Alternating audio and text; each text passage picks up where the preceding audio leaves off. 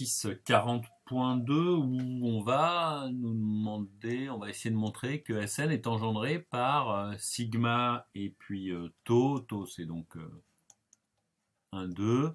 Et sigma c'est le grand cycle 1, 2, n. Alors engendrer, je vous rappelle, ça veut dire quoi? On est dans un groupe, hein, ça veut dire que toute permutation de Sn pourra s'écrire comme un produit de tous ces éléments-là, dans un peu tous les sens. Plusieurs façons de procéder, je vous en ai donné deux en corrigé. En fait, ce qu'on peut commencer à regarder quand vous cherchez ce genre de choses, on peut regarder ce que nous donnent les produits déjà des deux. 1, 2. Donc là, je fais le produit des deux. Donc ça veut dire que j'envoie 2 sur 1 et 1 sur 2. Donc 2 n'est plus touché. Il disparaît, il devient un point fixe. Alors 3 est envoyé, ça ne bouge pas. Et 1 est envoyé sur 2, est envoyé sur 3. Donc finalement, ceci, c'est 1, 3, 4,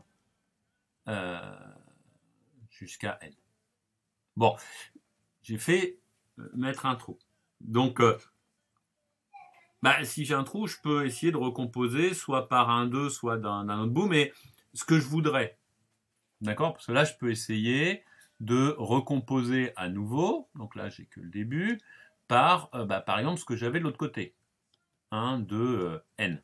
D'accord? Ce que je cherche, c'est quand même des transpositions, parce que je sais que les Sn est engendré par les transpositions, ça va peut-être être un peu plus simple. Sn est aussi engendré par les cycles, mais il faudrait que je montre que je peux avoir tous les cycles, là je sens que ça va être long. Alors si je mets là un 2n, le problème c'est que j'ai par exemple 5, je me place dans un coin assez grand, 5 est envoyé sur 6, là il n'est pas bougé, 6 est envoyé sur 7. Donc 5 est envoyé sur 7, résultat, je fais bouger 5 et 7. Or moi je cherche justement des transpositions. Donc ici on peut avoir une idée supplémentaire qui est de dire que plutôt que de composer par cet élément-là, je peux m'intéresser plutôt à sigma moins 1. Alors, sigma moins 1, attention, c'est quoi? Je vous rappelle que sigma 2, ça veut dire que 1 est envoyé non plus sur 1, mais sur 3, etc. Et puis, de proche en proche, sigma n, quand je vais le calculer, ça veut dire que je fais n étapes pour tout le monde sur mon cycle de longueur n. Donc, j'obtiens l'identité. Donc, sigma moins 1, c'est sigma puissance n moins 1. Donc, ça appartient bien à mon espace engendré, puisque c'est une puissance de sigma. Donc j'ai le droit de jouer avec. Et sigma moins 1, si je le décris autrement, c'est quoi? C'est l'opération inverse. Donc au lieu d'envoyer n sur 2, on va envoyer 1 sur 2, on va l'envoyer sur n. N, au lieu d'être envoyé sur 1, on va l'envoyer sur n moins 1, etc. jusqu'à descendre sur 2. Et je peux essayer, cette fois, de composer avec ce cycle-là, qui est bien dans mon produit ici.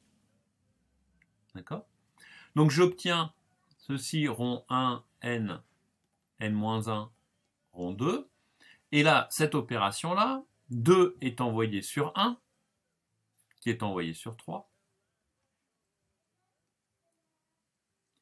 N est envoyé sur n-1, qui est renvoyé sur n. Je ne sais pas pourquoi j'ai commencé par n. Bon, c'est pas grave. 1 est envoyé sur n, n est envoyé sur 1. Donc 1 est inchangé, etc. Je vois que 3 est envoyé sur 2 et ne va pas être changé derrière. Donc 3 est envoyé sur 2, donc lui, il bouge. Je vais le mettre là. Et puis je peux regarder à partir de 4, par exemple. 4 qui est là. Dans ce cycle-là, il est envoyé sur 3. Et 3 est envoyé sur 4. Donc 4 n'est pas changé. Donc finalement, je change que ces deux-là. Ah, ça m'intéresse parce qu'en fait, j'ai fait apparaître une transposition. Donc dans mon ensemble, ici engendré par les deux, j'ai non seulement un 2, mais j'ai aussi un 3. Et là, si je me souviens d'avoir traité l'exercice 40.1, ça veut dire que j'ai un 2, j'ai 2, 3, et je peux faire du 1, 2 aussi. Et cette permutation-là, quand je regarde ce que ça va me donner, 2 est envoyé sur 1, qui est envoyé sur 2. 3 est envoyé sur 2, qui est envoyé sur 1. Et 1 est envoyé sur 2, qui est envoyé sur 3. Donc ceci, c'est la permutation 1, 3. Bon, ça veut dire quoi?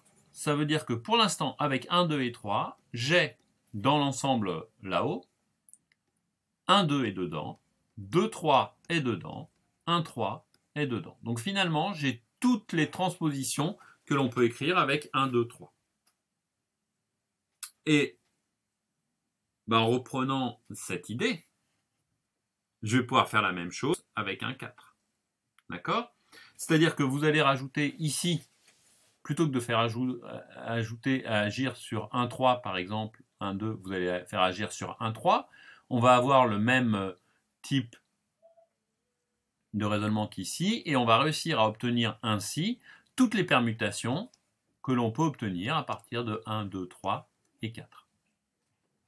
Une fois qu'on a ça, on a toutes les permutations facilement à partir de 1, 2, 3, 4 et 5, etc. Et donc en fait, on arrive à construire en produit de sigma et de taux, alors non pas explicitement, enfin on pourrait les expliciter à chaque fois, mais ça va être pénible, mais on sait qu'on peut le faire. On a toutes les transpositions qui sont dedans. Et on sait que Sn, donc ça je vous l'ai réexpliqué au début de 40.1, je vous invite à aller le voir, c'est dans le cours, Sn est engendré par les transpositions. Donc toute permutation est un produit de transposition. Donc un produit d'éléments de sigma et de 1, 2. Juste une autre manière de procéder, si on a déjà fait l'exercice 40.1 avant, là on voit qu'on a fait 1, 3, et on sait que Sn est engendré par 1, qui est l'identité, on n'est pas obligé de mettre, 1, 2, 1, 3, 1, 4, etc. Donc finalement, il suffit d'aller chercher 1, 4 derrière, et on peut aller un peu plus vite, c'est ce que je vous ai fait en première preuve, dans le corrigé, pour avoir toutes ces permutations-là, ces transpositions-là.